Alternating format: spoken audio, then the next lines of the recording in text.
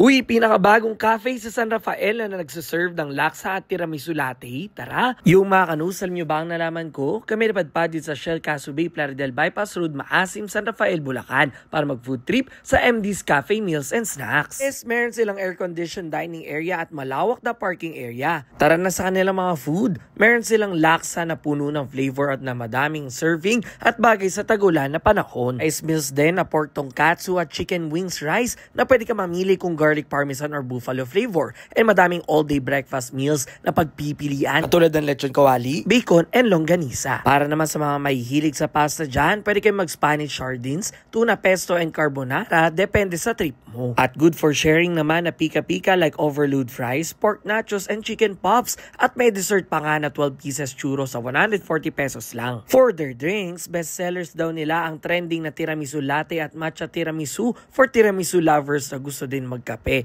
For blended drinks, you can try almond mocha frap, strawberry frap, and kiwi frap. At may mga non-coffee drinks din like drinks na strawberry matcha at passion fruit. At di din mawawala ang mga hot coffee drinks. Meron silang free wifi at meron silang free medicines for your family. Healthy tips for you. At ito ang operating hours nila kung pupunta kayo. O ano pa hinintay nyo? Tara na dito sa MD's Cafe Meals and Snacks sa San Rafael, Bulacan. Let's go!